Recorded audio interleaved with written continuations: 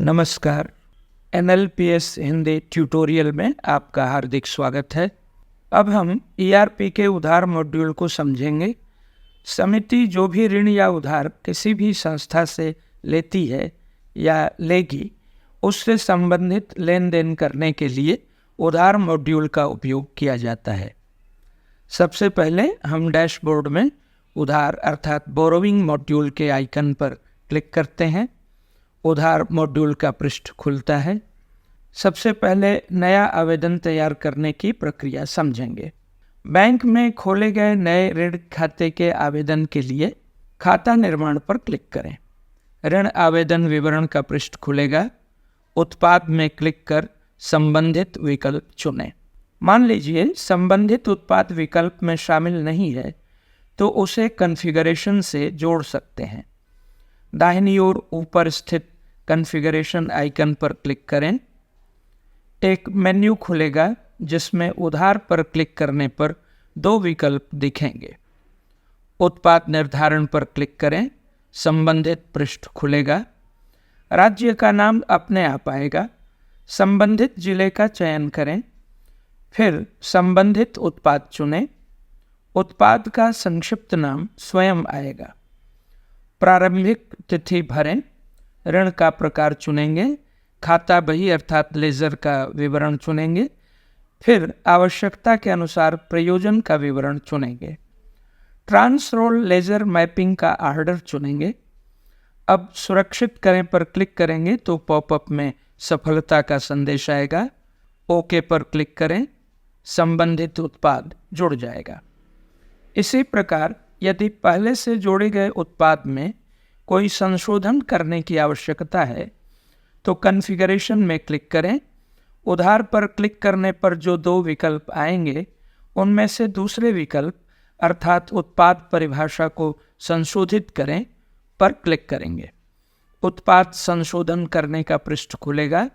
संबंधित उत्पाद और जिले का चयन करने के बाद संबंधित उत्पाद का विवरण दिखेगा जिसमें हम ज़रूरत के हिसाब से संशोधन कर सकते हैं। अब हम आवेदन करने की प्रक्रिया पर वापस आते हैं। प्रयोजन से संबंधित प्रयोजन चुनें। समिति की ऋण संख्या के विकल्प में बैंक से मिली हुई संबंधित ऋण संख्या दर्ज करें। लॉगिन की तिथि ही आवेदन तिथि होगी।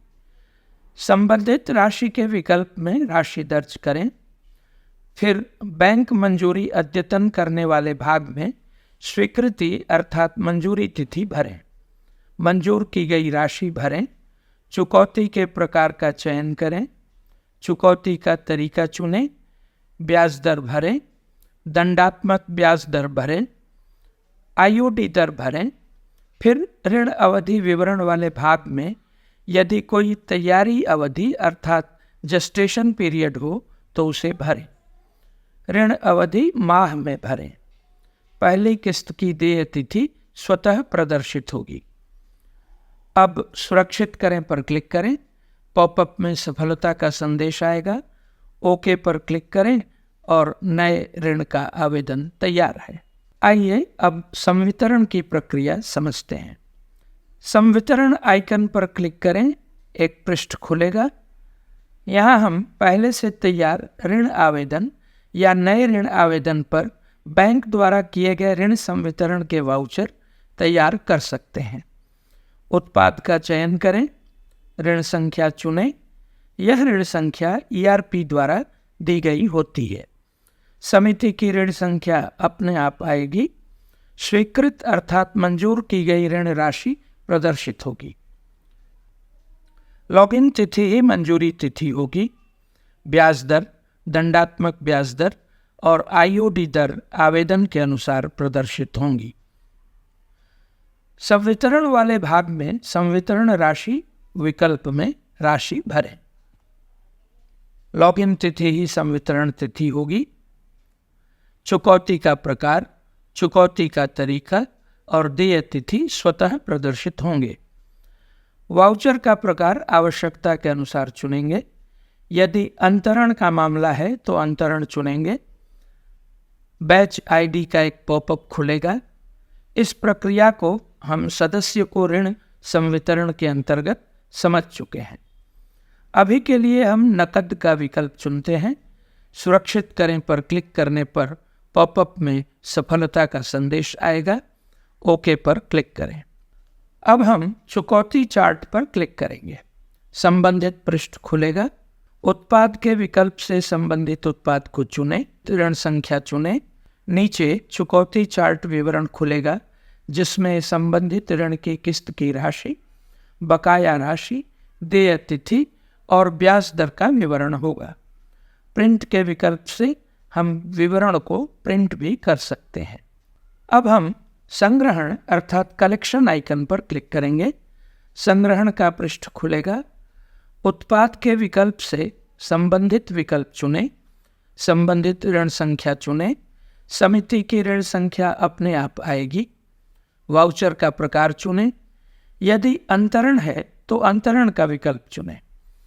अंतरण की प्रक्रिया हम पहले ही समझ चुके हैं। अभी के लिए हम नकद चुनते हैं।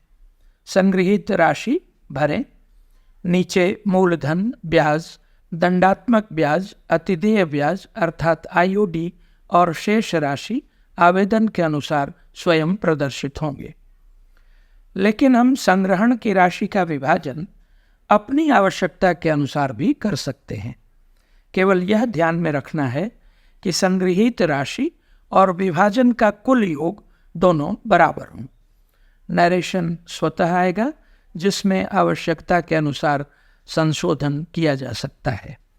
सुरक्षित करें पर क्लिक करें। पॉपअप में सफलता का संदेश आएगा। ओके पर क्लिक करें। अब इस संग्रहण प्रक्रिया को समझने के साथ ही ईआरपी में उधार के अंतर्गत की जाने वाली प्रक्रियाओं की जानकारी पूरी होती है। बहुत बहुत धन्यवाद।